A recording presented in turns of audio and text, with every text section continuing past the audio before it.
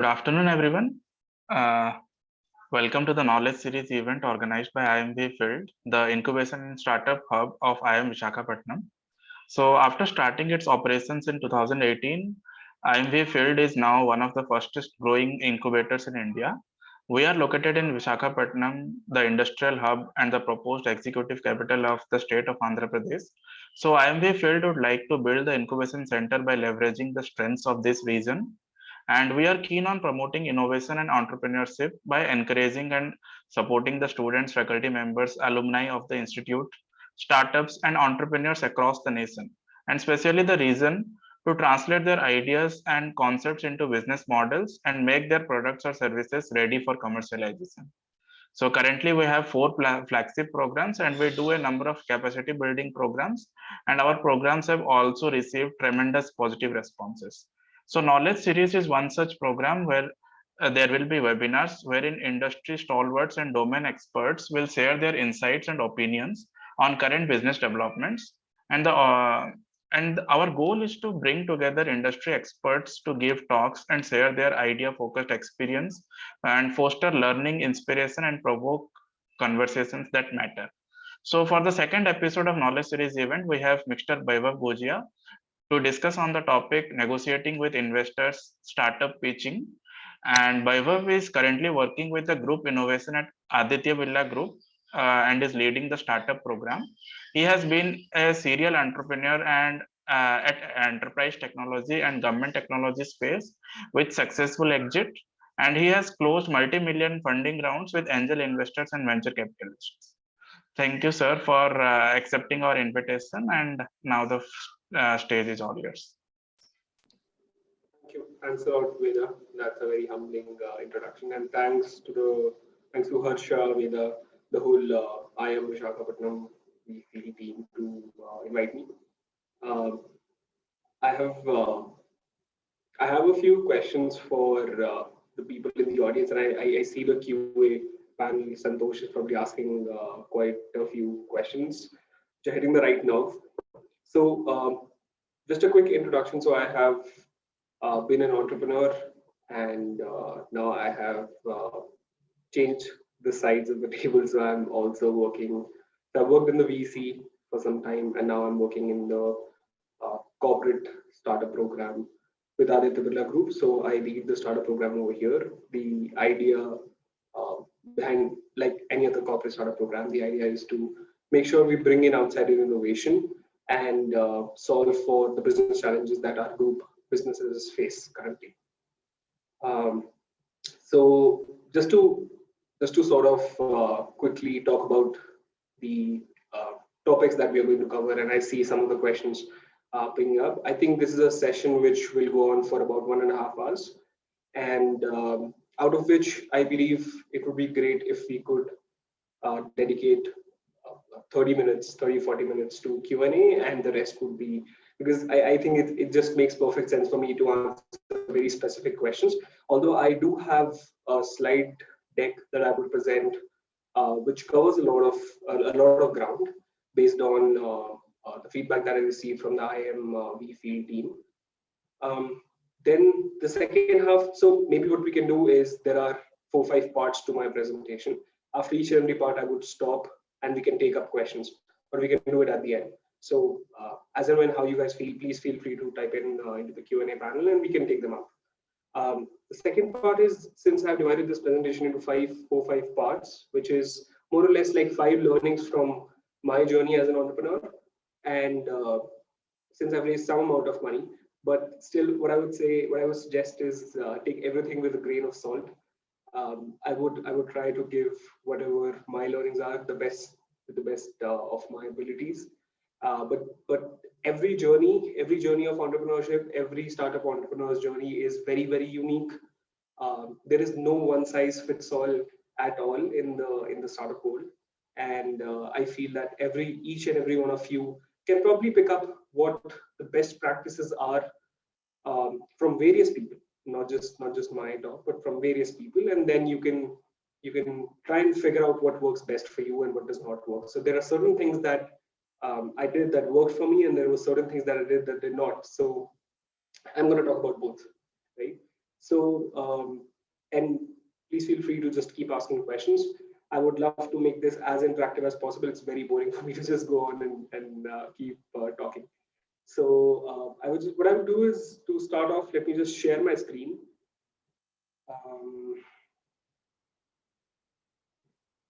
Let me know once you guys can see it.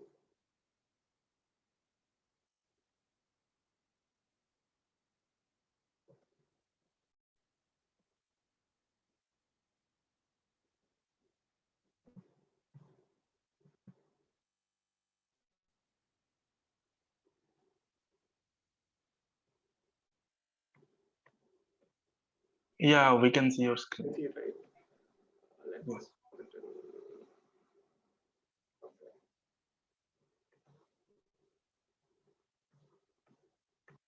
Can you see the full screen? Yes, yes. Perfect, perfect. So yeah, like I said, I have been an entrepreneur, raised some money from angels, VCs, corporates. Post that, I also worked in a VC, so I assisted some raise. It was not exactly a venture capital fund, but it was more like a hybrid model between venture capital and corporate startup accelerators. So a lot of you might know about Startup Bootcamp. So Rainmaking is the parent company of Startup Bootcamp. Civil Corps was the company I started off. Raised money, I took an exit, did some VC work, and finally came to Aditya Group. And like I said, over here, I take care of the startup program. I one sector that I absolutely love is fintech. And if any of you is building some product with fintech, I would love to have a chat separately as well. So the first thing that I really want to start off is with this quote by Sam Altman. And I think this ties to what one of you was asking in the Q&A panel. I had a chance to take a glance at it. What is the right time to raise money? Right? That's a question that every startup entrepreneur faces, because we see so many news and articles on your story, and so many celebrations of people who have raised money successfully, that we believe that this is the end. Right? A lot of startup entrepreneurs feel that raising money is the most important, probably the most important thing to run a business. But I personally feel that I really resonate with this quote that's written over here, and I personally feel that it's really, really important to figure out whether you actually need to raise money and what is the right time for you to raise money. And that is the first question all of you should ask yourselves. And there is some ways to figure that out, and I will try to help you give my understanding and my ways how I figured out. So there's a simple exercise, and it's an analogy that I draw from simple real world example. So think of your business and the problems that you face in your business, the challenges that you face in terms of growth. So every startup entrepreneur, the ultimate goal is to make your business big, right? Get more consumers, get more customers, get more revenue, get a better bottom line. That's the ultimate, and get a sustained growth over a period of time. That's the ultimate objective that every startup entrepreneur starts his or her company with, mostly, right? So think of it as peeling an onion, right? Along the way, you face a lot of challenges. So an onion has a lot of layers that you have to sort of just take off. For some of these layers, you can literally take them off by your own hand. For some of them, you might need a knife. For some, you might need a sharper knife, right? So think of these as different layers of problems for which you need different tools. And funding is just one tool that can help you solve for these problems. So what you really need to figure out before you start your fundraising journey, before you even start thinking about raising money, is whether you really need it. A lot of people in their pitch decks, they say that they need money to hire, they need money to acquire customers, they need money to spend on Google ads, they need money to build the product, right? So these are some of the common reasons why people raise money. But what really you need to understand is there an alternative to raising money that I can show some growth, some way to build my product and move ahead? So raising money is not going to solve all your problems, and that's what this particular quote by Sam Altman tries to point out to. because it's just another layer of problems that you add on top of your current one. So really try to figure out at the very core how you need to solve for the growth challenge in your company. If you haven't built a product, how do you solve the product challenge in your company? If you haven't hired for the right set of people, how do you solve the hiring challenge in your company? And figure out ways to do it without raising money and with raising money, and then compare and figure out whether this is the right time for you or not. That's the thought I would like to start off with. And the reason behind that is, and why should you not think about raising money very quickly? Why should you not, from the very beginning, start and focus your energy on raising funds? Is because fundraising is really, really hard. And Paul Graham talks about it all the time. It's hard in both senses, hard like lifting a heavy weight and hard like solving a puzzle. And what this really means is it's physically and mentally taxing on a founder to start fundraising. And this is very important to understand because a lot of it's about all in or nothing. When I started off my company, and we were two co-founders, and one of us had to completely focus on fundraising, and we decided that okay, we'll split our times. We'll split our time. I'll also focus on fundraising. I'll also focus some of my time on product development and business development. But it just does not work out. It's really hard to focus 100% of your energy on fundraising when there are 100 different things that you also have to take care of. So you have to be really careful about focusing your time and energy in the right direction, because fundraising will take up a lot of your time and a lot of your physical effort in meeting all these investors, people, presenting your startup, negotiating with investors, negotiating with legal teams, and all sorts of things. And it's also hard like solving a puzzle, because it's not just about brute force. It's also a lot about using your mental capabilities, using your soft skills, using what you know about the legalities of a term sheet. And we are going to talk a lot about these in-depth sort of covenants that are built into the whole process of fundraising. But yeah, this is broadly why you should really think hard before you start off on this journey. And this is something that I really want to put through before we actually dive into how to raise funds and how to negotiate with investors and how to make a pitch deck, how to present on a demo day, or how to just present your startup idea to investors at a very broad level. Is don't over optimize fundraising. It is just an enabler. This is very, very important, and understanding this takes time. It's hard to understand it. It's really easy for us to say. I have made these mistakes myself, and I've learned it the hard way. But if you guys can learn it, it'll be great. Do not stress a lot about fundraising. Do not over optimize, over plan fundraising. It is an enabler. Your ultimate job as a startup founder, your ultimate goal as a startup founder should be to make great products that consumers love. Period. That's what you should focus on. And fundraising should be just an enabler in that journey.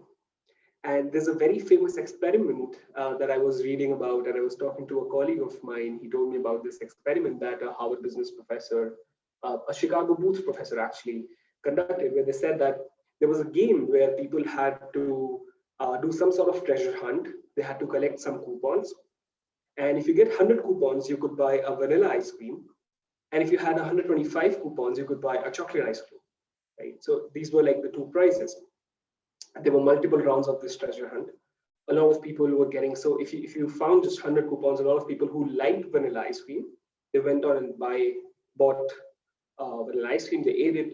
There was this one guy, which the experiment talks about, and these are all, by the way, real experiments. So this guy, he found a 125 rupee coupon, and he could buy a chocolate ice cream, whereas he really liked vanilla ice cream, right? But just because he had 125 coupons, he went on and bought the chocolate ice cream. Now, this really, what this really presents to us is, in pursuit of what we really want, there are a lot of distractions. So this coupon was essentially a distraction that was built into the system. Now, these coupons were just an enabler for people to attain the ice cream. But then the people really got hung up with the idea of these coupons and ultimately went on to a place where they did not really wanted to be in the first place. So this guy who never really wanted a chocolate ice cream in the first place ended up there just because he got into that pursuit of getting more and more coupons. So the idea is very simple. It's just a means for you to build your company sustainably, profitably for the long run. That's the first thought that I really want all of you to understand. So yeah, so now that we are starting with this learning talk, so what I'll do is I have, like I said, I've just divided the whole session into 5 learnings from my life, from my journey as an entrepreneur, and the time that I've spent here at Other Particular Group. I speak with a lot of startup founders. I work with them very, very closely. As a group, we are really committed to working closely with the startup ecosystem and also helping them grow within the organization, within the Other Particular Group, as well as outside. And for that, we do understand that the startup ecosystem does need more and more enablement. And for that reason, what I've done is I've just distilled all my learnings into these 5 things. The first one is very simple. Don't sell your idea; they'll sell to themselves. So what I mean when I say when I say this is basically a lot of us. What we do is we really try to when we pitch to any investor, what we really try to do is we try to sell our idea. We really try to convince them of the power of the idea. We really try to tell them that no, this problem is really huge and we are solving it in a unique way, and you need to believe us. You need to be convinced. That's the mindset that we go into an investor pitch with, right? Which is slightly wrong, and I will tell you why.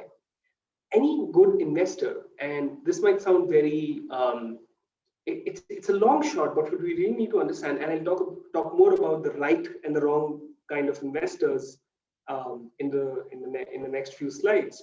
But the right kind of investors already know what problems are huge enough to solve for as soon as they hear it.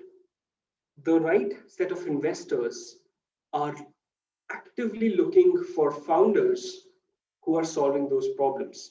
The right set of investors are already looking out for solutions that you have built. So you don't really need to convince them on the idea. And I believe most of you over here are early stage founders. I believe most of you are pre-series A. And so that's why I will just make sure that I talk more about that particular stage. And the beauty about early stage investors is that they understand what it takes to win in an industry. They have done it themselves. They have seen companies grow, and you don't need to convince them of the idea itself. What they really are looking for is if this is the right set of founders who can solve for this problem. So what you really want to convince them on is that you are the right person to solve this problem. You give them the facts, you give them the numbers, you give them the statistics, that this is the challenge, this is the market and all that. But you don't need to oversell on your own solution. If they like it, they like it. If they are excited by it, they are excited by it. But what you really need to sell them on is yourself, that you are the right person. And you can't really do it by changing your pitch. You can't do it by changing the way you talk. There are markers that, and I will, again, like I said, I will talk about these. There are markers that clearly show your credibility, the stripes on your shoulders to solve for these challenges. So that's my first learning. What I'll do is now using this, I will dive into. So this was more like a broad framework, broad understanding of the first challenge, and now I'll dive into a more nuanced understanding of how do you sell yourself? How do you make sure that what you're presenting, the problem, the market opportunity, what you're presenting is in proper shape, and how do you make sure that you present yourself as the right team, right? So let's quickly talk about each one of these elements. This is a typical, there are a lot of people who have their own standard pitch decks. You would see Airbnb pitch deck circulating around the internet for a lot of startup founders to refer to. A lot of incubators, a lot of investors also to their own set of things that you should have in your pitch deck. This is sort of my consolidated view of what all of they present. So there might be like some plus minus 10-15% and some changes in the order, but very, very broadly, this is what each and every investor is looking for, which is the problem statement, the market opportunity, solution, the insight that you have drawn out of that market, and so that is basically what makes you the right person to win in this industry. Then there's the competitive landscape, the traction, the number of users, demo, team, and funding ask. So this is broadly what the investors are looking for. Might be some more additions. So pardon me if I've missed out on anything. What I really want to dive into is the problem and the market opportunity and the solution, because one mistake that I made very early on in my journey was not communicating the problem statement and solution very clearly. Like I said, I don't need to sell it, but at the same time, I need to communicate it very clearly, very directly, so that there's understanding. So before anybody believes your idea, believes in your idea, believes in your product, they really need to understand your product. So understanding comes before belief, right? And for better understanding, we really need a clear communication for our problem statement and our solution. That's very basic. But at the same time, what I have done over here is I have given a few pointers as to what your problem statement should look like in terms of certain adjectives and what your solution should incite to a potential investor.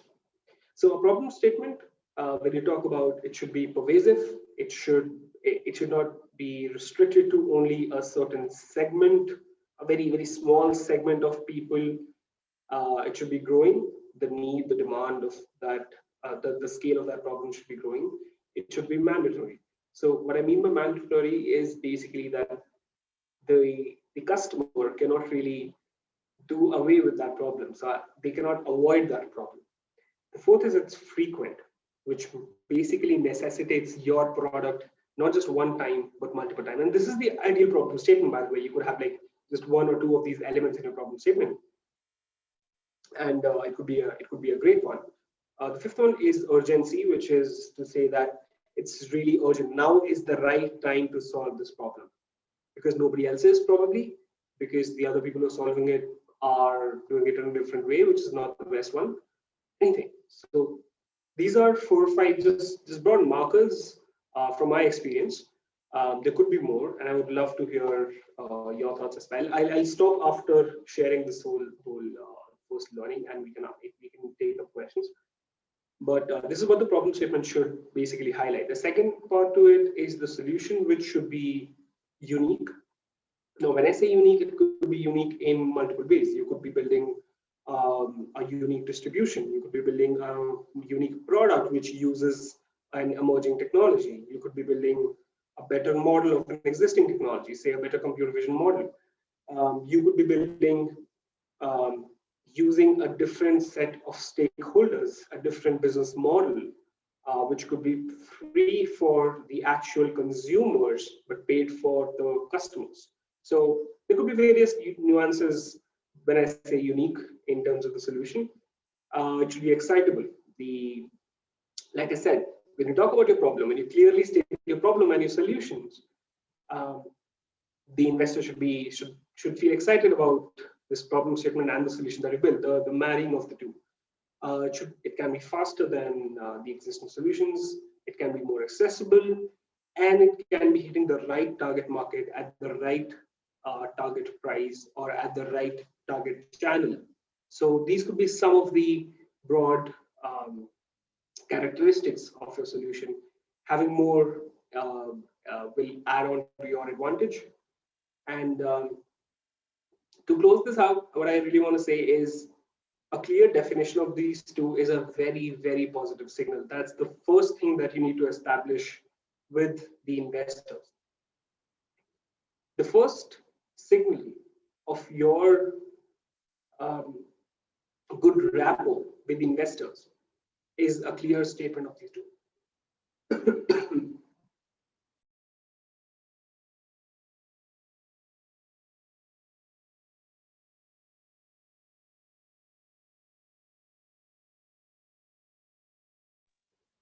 I'm sorry.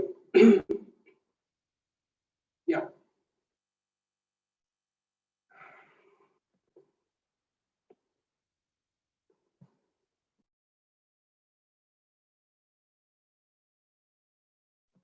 So what I really want to do now is, sorry.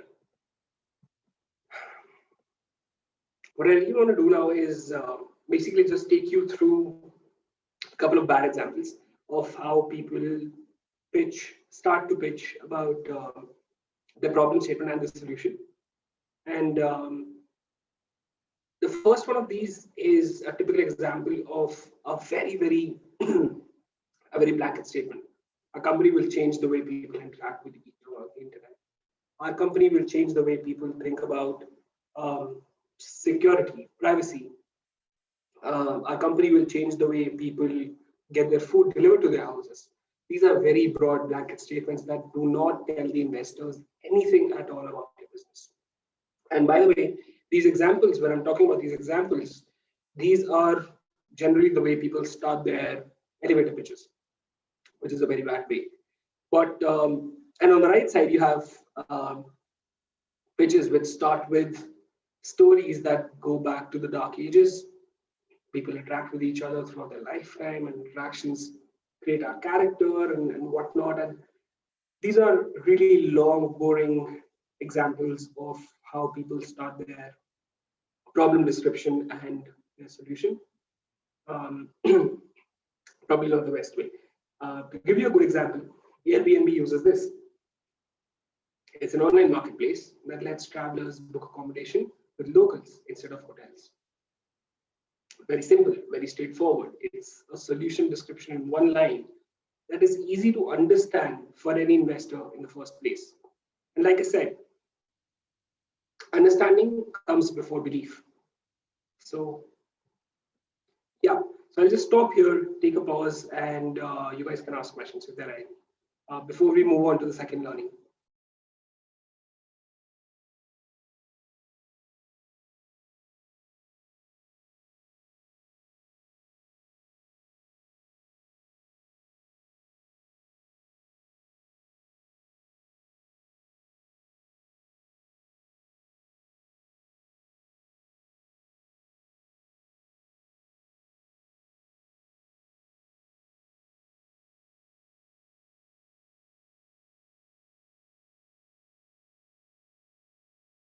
No questions?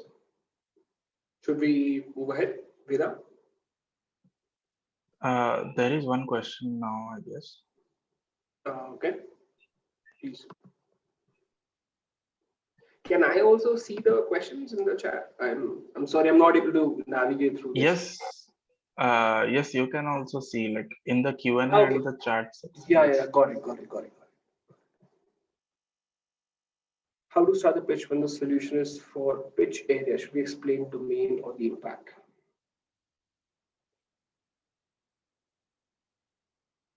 I am not sure if I understand this question correctly, but if you can have Shikha explain a little bit.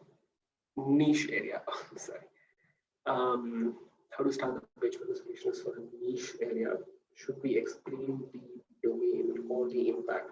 See, the thing is, even if it is for a very niche area, and I believe by niche you mean it's applicable to a very small specific segment of people, it's really important. So there are two ways, and I also do a podcast, by the way, and I often ask my guests to talk a little bit about this. So there are two approaches of building a product. One is you build something that a lot of people like, or you build something that very few people absolutely love. These are two different ways of building. And when you see a niche product, it basically just is lesser people giving more value or similar value to the same business. Okay? So in my opinion, your startup pitch shouldn't really change, even if it's a very niche area. It would change in a way for investors, because some investors might not be aware of the niche that you're building for. They might not be aware of the behavior of the specific people that you're talking about. So what you might want to do is also explain a little bit about the behavior of these specific segments of people. So that might just give a better understanding to the investor if they're not in that domain. So for example, if you're building something for let's say for people who use robots in retail stores, right? So let's say you're building for retail stores that are advanced and are using digital technology a lot and are open to robotics. Now, this is a very niche segment to build for users of robotics in retail stores. So you might want to explain what is the statistic around it, what is the behavior around it, and only that part I believe would change in your pitch. That's in my opinion. What should be the ideal word limit of product description while putting it on the title slide? So I would say there's no product, there's no word limit as such. But what you could probably do is explain it comprehensively in as few words as you can. For example, the example is on your screen, right? Airbnb could have used a lot more words. They could have said a lot more, but they decided not to. So I believe it's your call as to how you want to really define your business within the few words that you can. There's no prescribed formula to this, like I said. Cool. I think we can move ahead, right? Veda, are there? Yeah, sure. Yeah, sure. These are the only two questions, right? Perfect. Yes, yes. If any questions are there, then you can take up at the end. Yeah, definitely. I just want to stop now because the things that I'm going to talk about later on in the presentation would be slightly different from these ones. So, and I understand that people tend to forget the earlier parts of the presentation. So if you have any questions, then just feel free to type them on. We'll take them out. All right. So as of now, I think you can proceed. Perfect. The second learning that I got throughout my journey. So like I said, I raised some money for my startup. And in that pursuit, I approached a lot of VCs, angels, corporate VCs as well.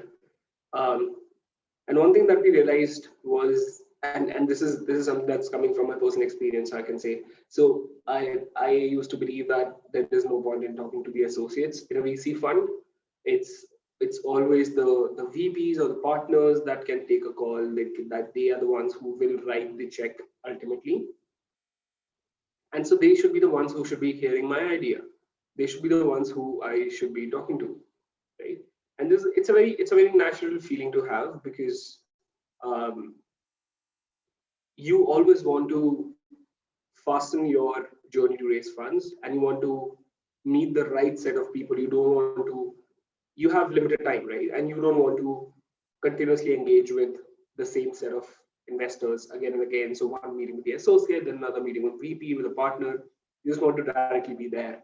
But what we realized over time was that associates really help you build a strong case for investments in front of the partners. So just to give you a quick background on how VCs are structured, so that you understand the power dynamics inside of VC and why am I saying what I'm saying.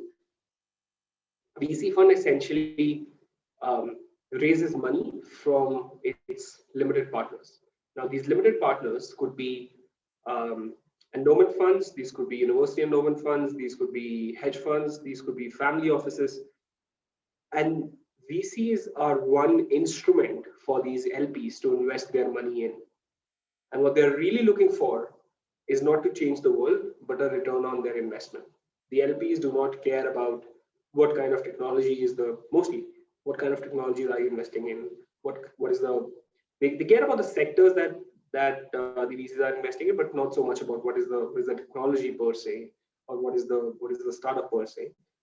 And so for that matter, limited partners have very little say in the investment decisions, the day-to-day investment decisions.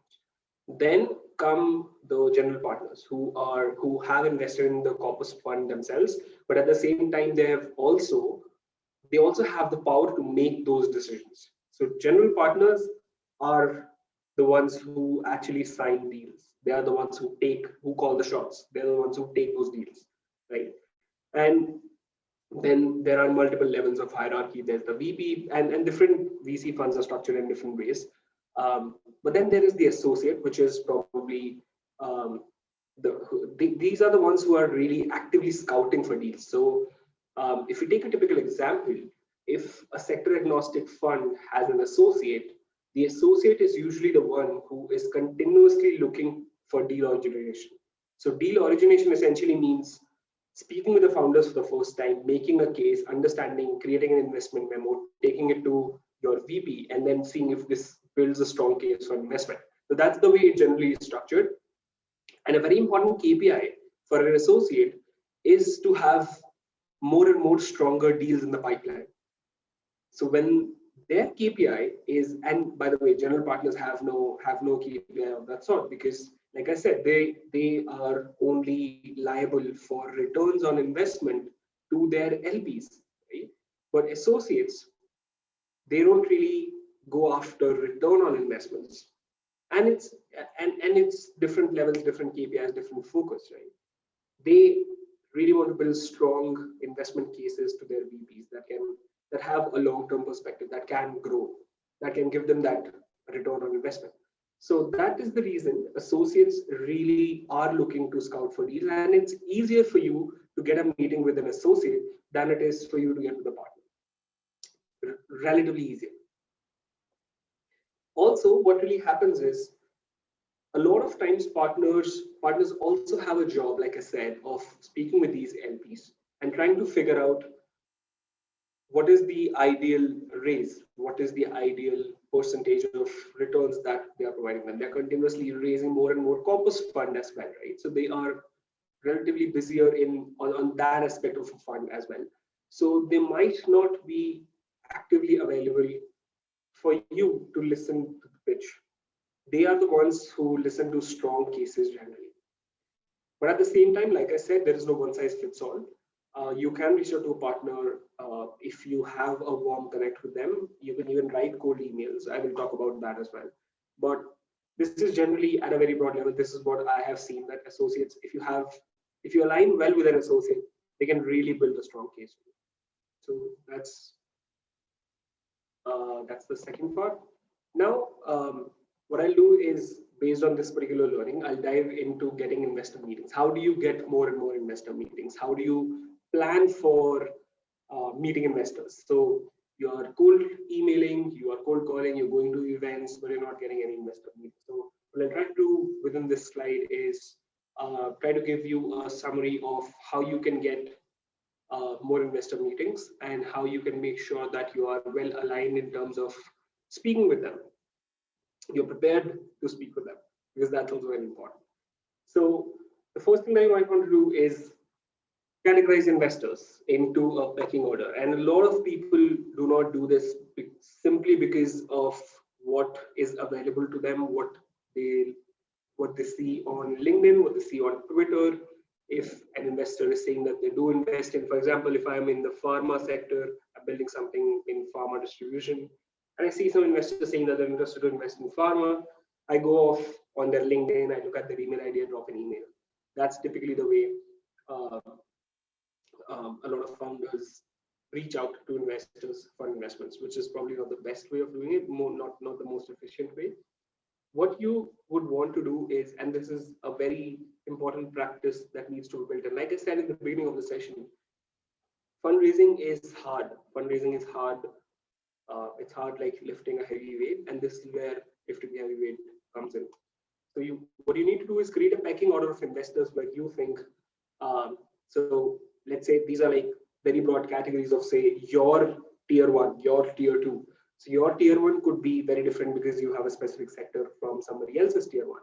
But you need to build this pecking order. These are the 5 investors I first need to go to, first need to speak to. And only after I've spoken to these 5 investors, only after I have spoken to them, they have said no, will I go to the next set of 5 investors. Before that, I will not take calls with any other investor. And this is a discipline that will really, really help you build throughout your fundraising journey. And I'll tell you why this is important. Because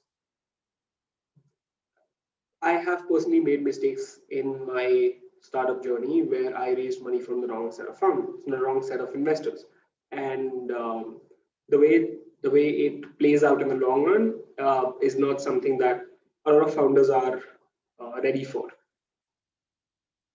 The first category that you start off with, now let's say you have a set of 5 investors that you really want to reach out to now. So what do? Do you cold email? Some people say cold emails work, some people say cold emails don't work. And what I want to do is clearly tell you that there's a line, there's a very thin line between spamming and cold emailing. A lot of founders, what they do is they send very generic, very broad mails to these 5 investors that they have created in their pecking order. They send emails like emails which sound something like, hi, my name is this, I have a startup in this area, and I know that you are interested in this sector. Let's say it's a fintech idea. What I really want to do is get a meeting with you for an hour, maybe next week, if you're interested. I have also attached a deck. It's a very generic email. To an investor, it sounds like you haven't done any of your homework. You're very ambiguous in stating out the problem statement. You're very ambiguous about studying what I really invest in.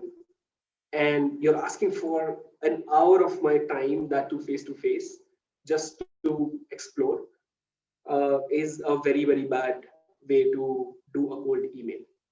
And believe me, these kinds of emails will 90% of the times go unheard. They will be ignored.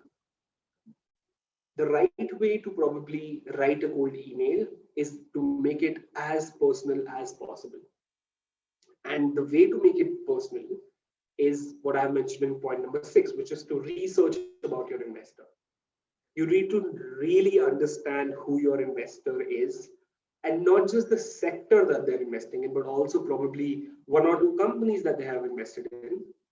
You also need to understand what their interests are. And it's very easy to do this now with social media, and a lot of VCs are super active on Twitter. So you can just go to their Twitter and figure out what their interests are, figure out what kind of companies they like, what kind of articles they read, what kind of music they like.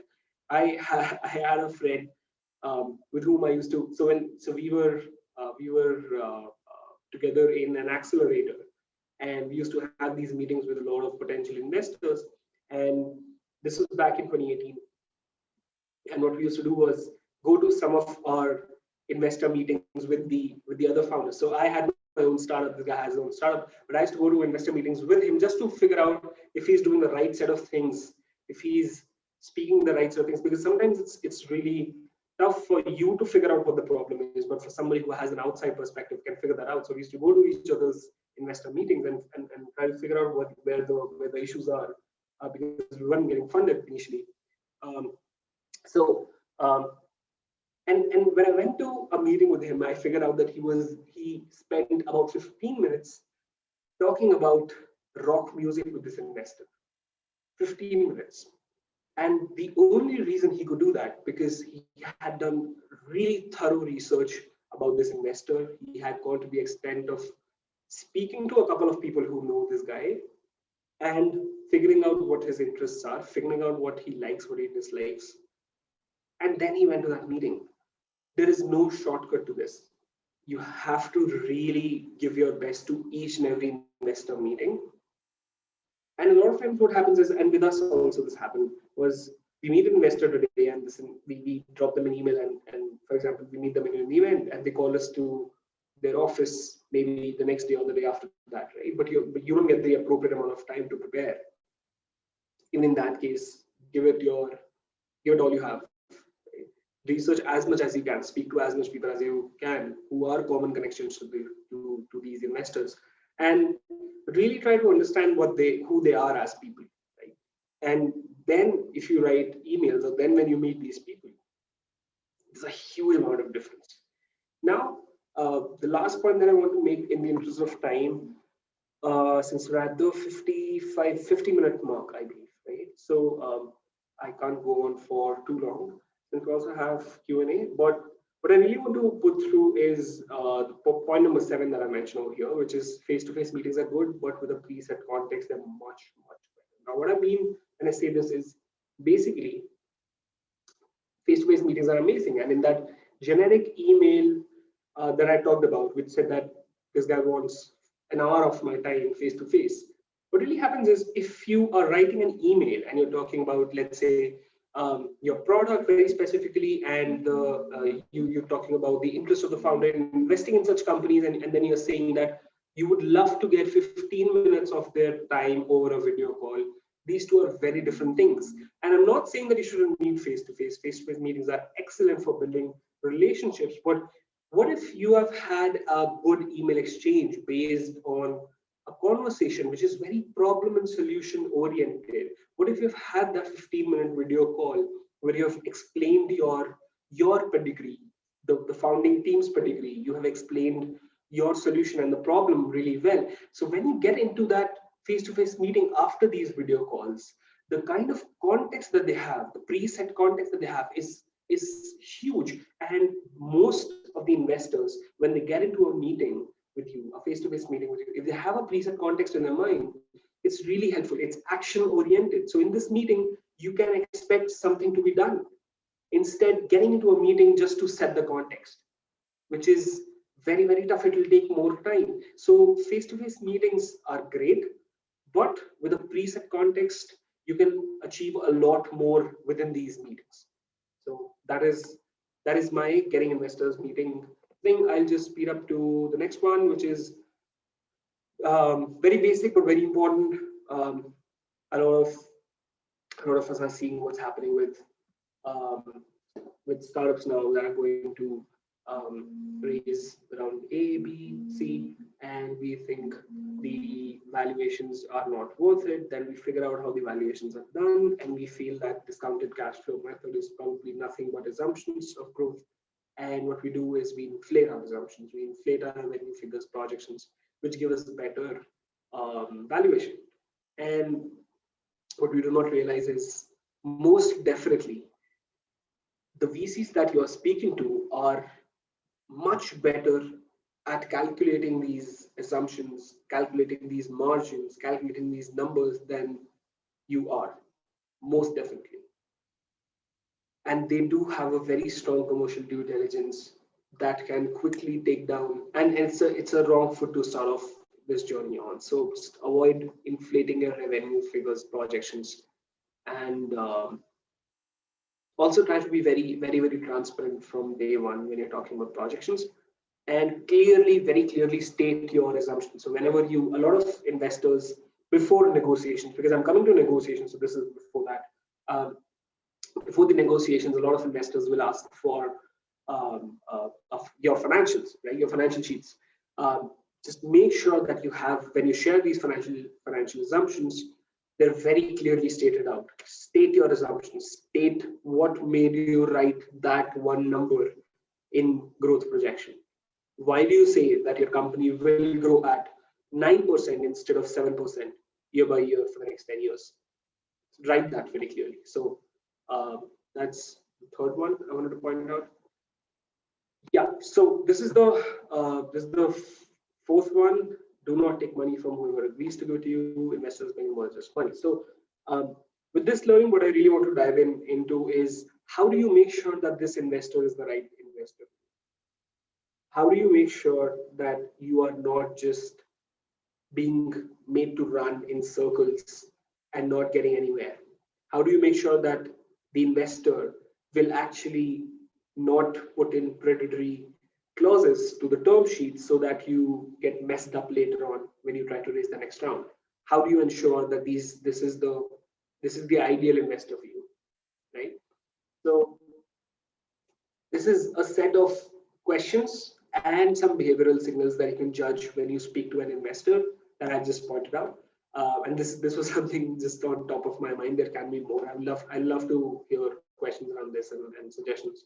The first one is actually very important, and when you speak to, I mean, I don't have anything against angel groups, but generally what I've seen is angel groups make a lot of founders pitch a lot of times.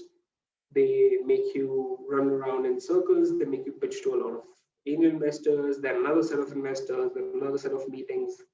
A lot of I mean, there are numbers that say that they're investing in a lot of companies, but at the same time, their funnel is very narrow very quickly. So they speak to a lot of investors, a lot of startups, but they invest in very few.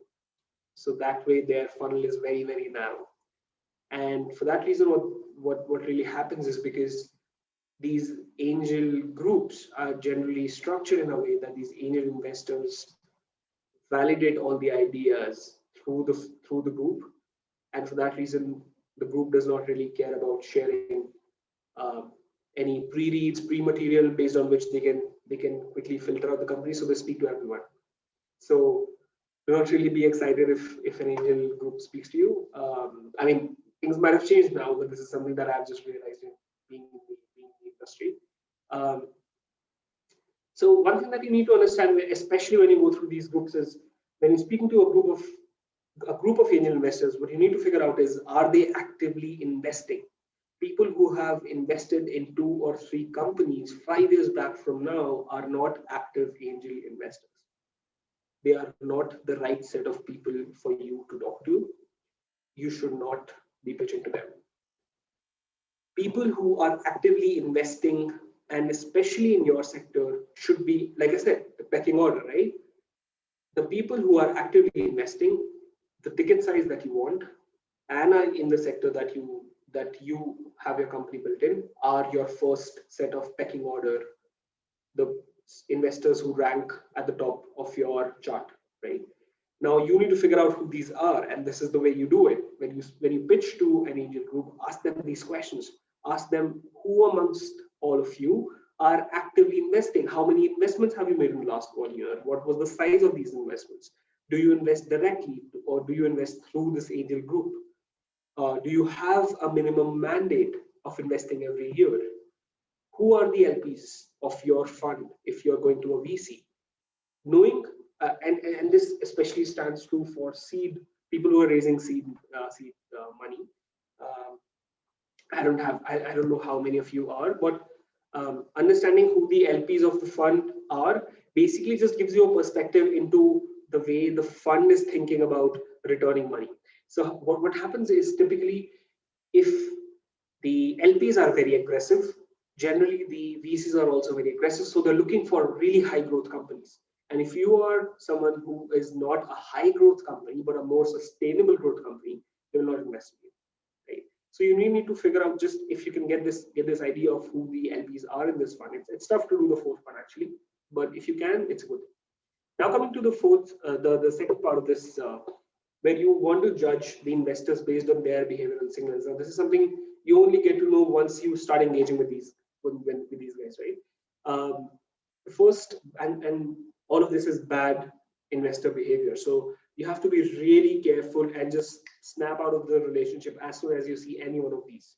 And I mean, I hate to say this, but this is there in our ecosystem. So I just want to, and I wanted to present a very transparent talk today. I don't want to give you a flowery picture. So this is something that is there in our ecosystem. So just be aware of these behaviors of people. First is infinite meetings. They will ask for multiple meetings, no action happening in these meetings.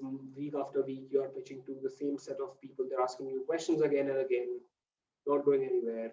You should snap out of it. The second is unnecessary questions, over pressurizing terms. I will talk about what a term sheet is and how to negotiate and all that in the next, which is the last set of our talk today.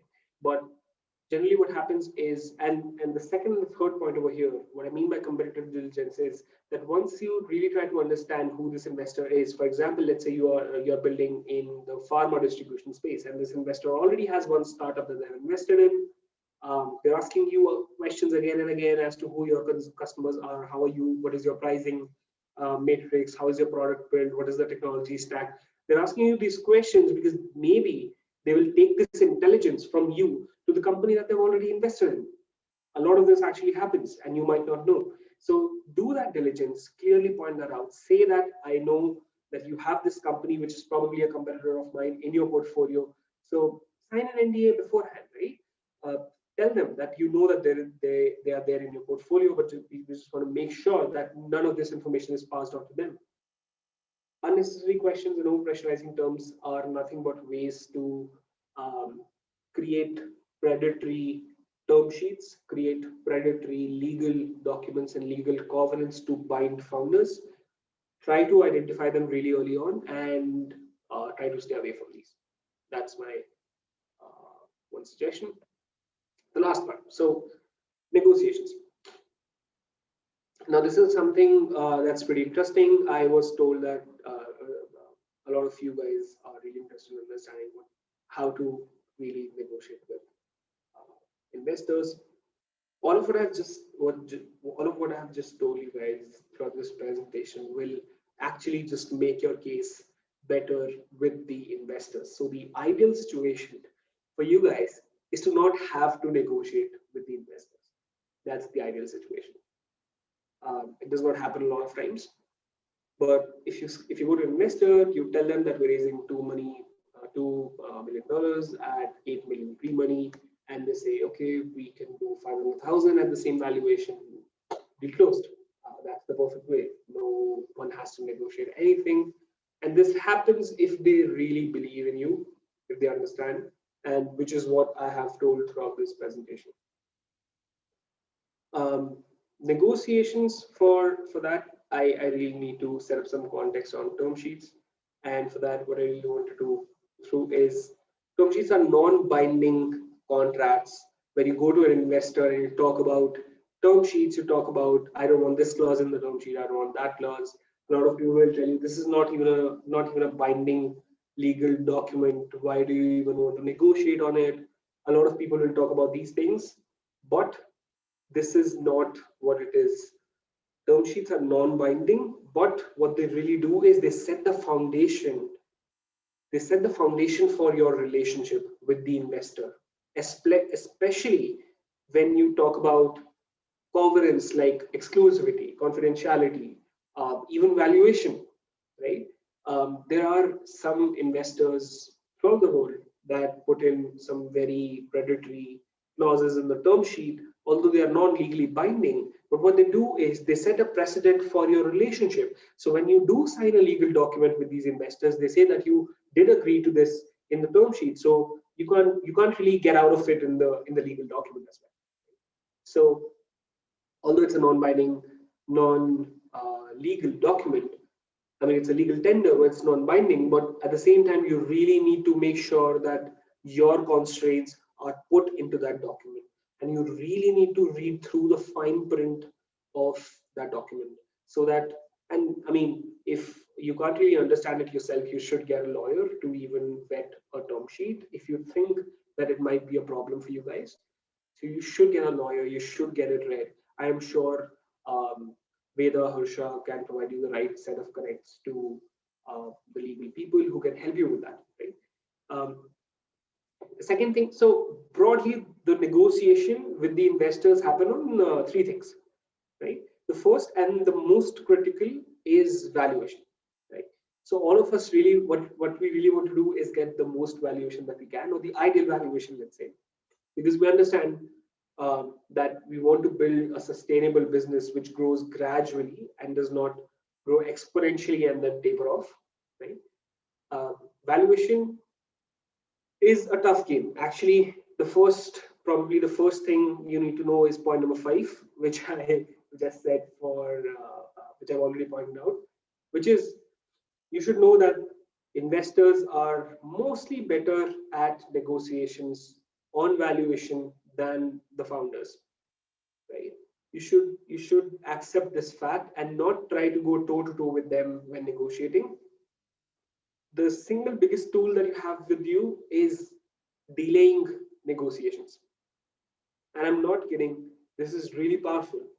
If you have that power to delay some negotiation, if you do not understand something, do that.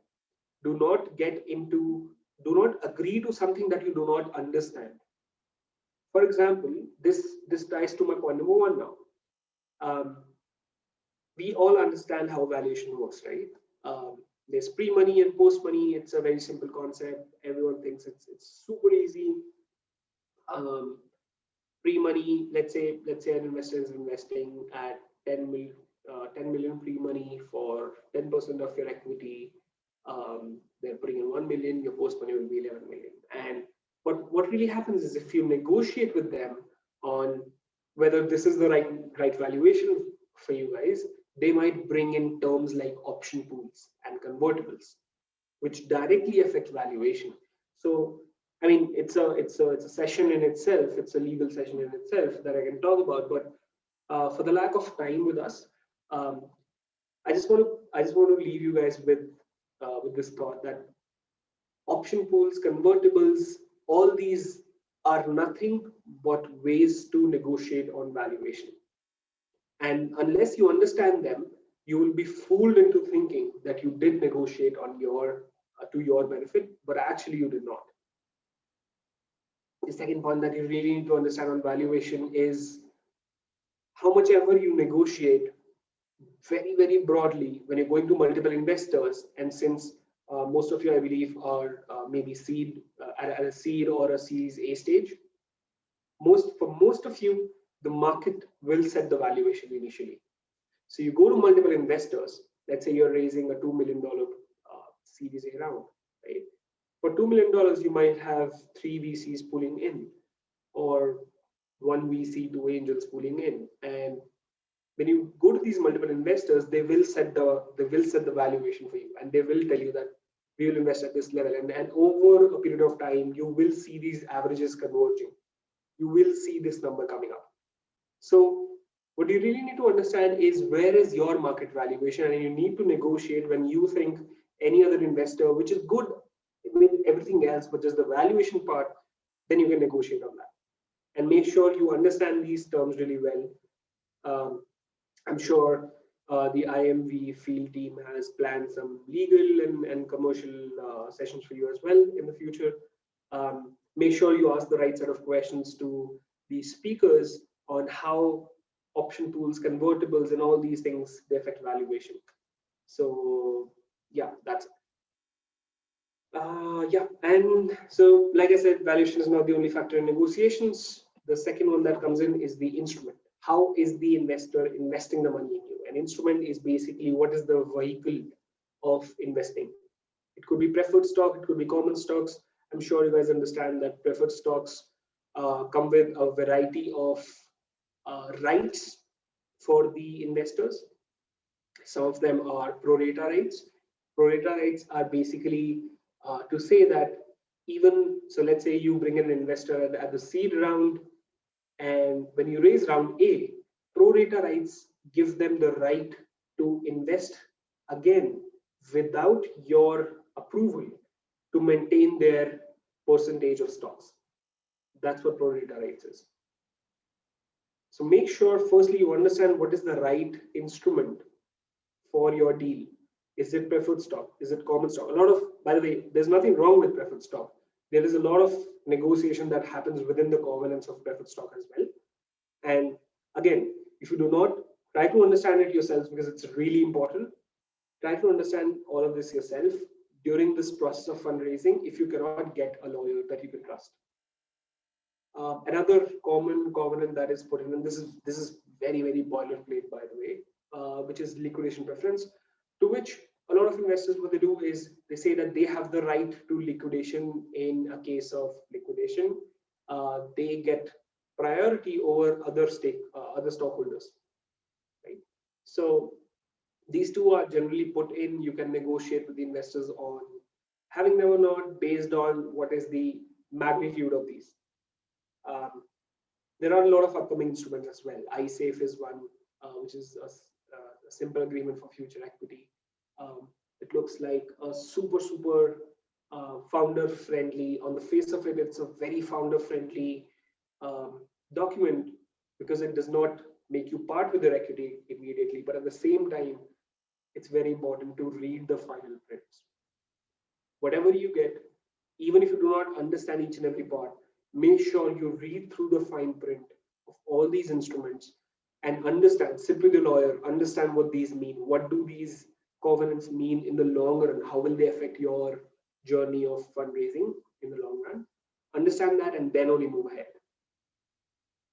The third one is governance, which is probably slightly less important than the first two, at least initially, because we don't see this. A lot of founders, we don't see this in the long run, right? Most of the companies that go on for more than, and I was reading this statistic somewhere, most of the companies that go on for more than 15 years, founders of those companies lose the right of electing anybody on the board. So eventually, all the founders will lose the rights. I mean, most founders will lose the rights of the board, of electing people to the board. But initially, it's very important for you to figure out who you are electing on the board. If an investor is putting in some money and is getting 20% of your shares, they should not be the ones to control 70 to 80% of your board seats. So you really need to be careful about who sits in your board, because the board has a lot of rights that you need to understand, one of which is also electing a CEO. So really try to understand what are the rights of the board before you give board seats to the investors. And this is one critical point of negotiation. So with that, I would again put this thought. Although this might seem like a very tough, very mentally exhausting thing, but what I would say is think of this as something that can enable your long-term focus, long-term journey of building products that people love. You should not lose sight of that. This is just an enabler in that journey for you guys. So yeah, I would stop here and we can open for questions. Thank you.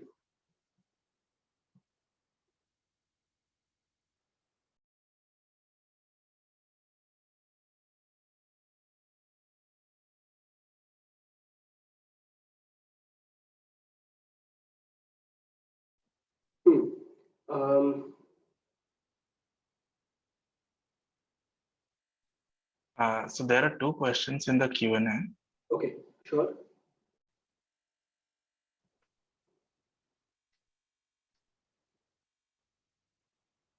Yeah, can you see that?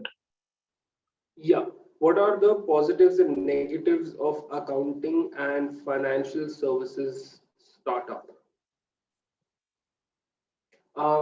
It's probably very, it's a vague question for me to answer. I mean, financial services is an upcoming field for most of the economies, and fintech is a huge area which is emerging across economies that we're seeing. And accounting, I mean, there's a lot that you can do with accounting, which probably is getting built in India at this stage as well. So Khata Book is one great example of how they're consolidating all their vendor relationships, supply chain management, account spend analytics is a huge field. So broadly speaking, the sector is seeing a lot of boom in terms of not just in terms of adoption by the customers, but investments from the VC, the angel community. So I would say it's a sector poised for growth in the future. If you could give me more, I mean, I would love to take a lot. If there are any specific questions to your startup, I would suggest we take those on offline and not in this particular session. If you have a question which is specifically for your startup, tailored to your startup, I would love to take them on. I would request Veda to share my email ID with you guys, and if you can consolidate or send me a list of questions, I would love to. Yeah, please, Veda, if you can, after the session, you can share my email ID with you guys. I would love to answer other questions. I see a question: at what point does an NDA gets signed? So basically, an NDA is a legal document. An NDA can be signed in the first meeting. It can be signed before you even pitch your idea to the investor. So the basic idea behind an NDA is that you need to protect your information, your data, right? So there are two basic parties in an NDA. It's the disclosing party and the receiving party. And there is a clause which states the time period for which you can protect your information, right? So although a standard NDA document is signed for 1 year, you can actually protect your information for after it has expired as well. So if you feel that an investor has already invested in a competing startup and you are in the same space, you can ask for signing the NDA after the first meeting itself. That's not really an issue. So an NDA does not really have a point at which it gets signed. I mean, I have been in startup pitches where startups request us to sign NDAs before they even pitch to us, and we're absolutely fine with that, because we understand there might be some IP, something which is still patent pending, something which they have built is very novel, some idea which they want to protect, and it's absolutely fine. While scouting for a seed round for a startup with no revenue, how should the valuations be done? I would suggest that most of the startups have really less revenue when they start off for the seed round. I believe seed round startups generally do not have revenue, right? And even if they do, it's very little for any investor to consider for making a discounted cash flow model or an actuals model on revenue. So revenue multiples are generally not considered when looking to value a seed round company. Like I said, ultimately, what will happen practically will be that market will set your valuation based on the investors' outlook of the sector, investors' outlook of other investments, and their understanding of the multiples in that industry. Now, these multiples could be built on the basis of the number of users. So you might not have a lot of revenue, a lot of top line, but you might have a lot of users, a lot of free users, right? So multiples for startups are built very differently. They can also be built on the number of users. So if you have a high number of users, they can use multiple. For example, if let's say you're in the hospitality space and Oyo is in the same space, and Oyo has, let's say, 1,000 customers, 1,000 users, and you have 200 users on your platform. Just an example. They will value it accordingly. They will use a user to valuation multiple, and they'll do that. So you might not have the kind of revenue, but you will be given a multiple valuation when you go to an investor yourself. So they do have all these metrics in their mind. So, but at the same time, I understand that a lot of investors also ask you that what should be your ideal valuation. So how do you calculate valuation? That might be your question. So to answer that, what I would suggest is look at where you are in terms of your user acquisition. Look at where you are in terms of if it's a B2C product. If it's a B2B product, look at where you are in terms of the maturity of your product, and what are the prospects of growth in that particular segment. That might give you a very good idea. And look at comparable companies. Look at what the valuation of a similar company was when they were your stage, and add to that some assumptions of how your product is better than them. And see, the thing is, you have to come up with one number and then justify it, right? So the best way to do that is to not come up with like a random number in mind and then justify it, but rather to see what other companies have done and compare it, benchmark it, because that is the way generally early stage investing happens. So that will be my suggestion. Anyway, I mean, there has to be a lot more, by the way, there has to be a lot more context to this question for me to answer in a more specific manner. So maybe what you can do is, like I said, drop me an email with which particular sector are you in, what are you building, and how differentiated that is. A lot of it affects the valuation, right? So if you can point that out, I'll be able to better answer your question. But I hope that broadly gives you what you're looking for.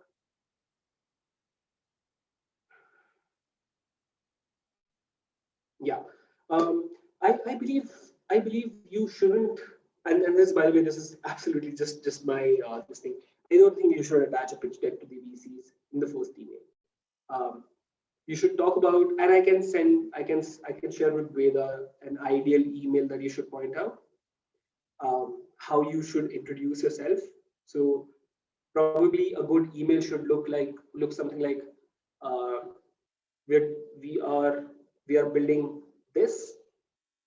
This is the stage that we are at. We know that you are interested in this sector and you are invested in this company. We would love to take 15 minutes of your time next week to talk more about our product. This is ideally how it should look like without any attachment. If on the email they do ask for a pitch deck, then you should send your full pitch deck with the 9 to 10 things that I said should be in your pitch deck. So your pitch deck shouldn't change for different investors. They shouldn't change for different kinds of for angels or VCs. It should remain constant. It should remain same for everyone. But at the same time, you don't really need to send a pitch deck to everyone in email. That's not really important. Hope that answers your questions. Great.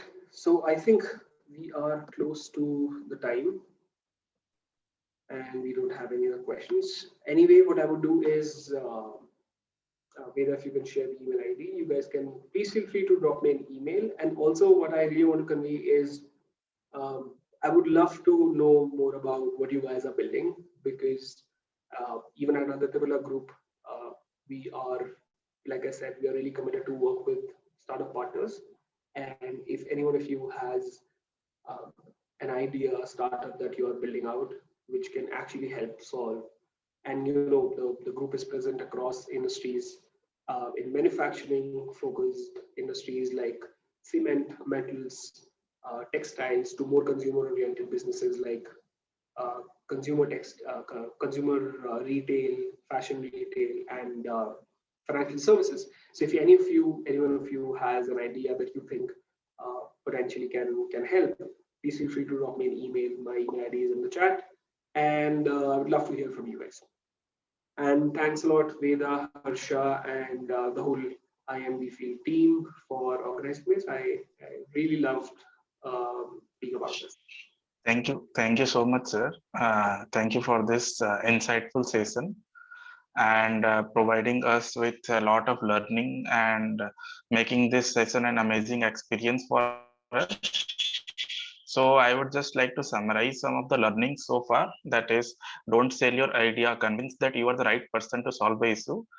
Define your problem statement and solution clearly. It is to make the investors understand and empathize before making them believe in your venture.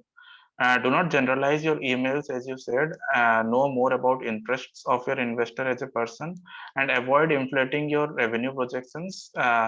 So be clear with your assumptions and watch out for behavioral signals of your investors. Are they given unnecessary attention? Asking unnecessary questions. That is, know your competitor also. So these are some of the few learnings that we could learn from today's session. And thank you so much, all the audience, for joining in. We hope that you had a great time with us, learning, and yeah. So also, please do share your feedback. We have provided the link to the feedback, and we have also shared the email ID. So if you have any further queries, you can contact to the speaker offline also. And please follow our social media handles so that you do not miss out of any such opportunities. Sure, and I think there's one comment which says on the video recorded link, I think Veda will sort of share the recorded session as well with all of you to just go back and refer or share with anybody you want. Okay. Perfect. Thanks a lot. Thanks a lot, guys. Great chatting with all of you. Have a nice weekend. Thank you. Thank you so much, sir. Take care. Bye-bye.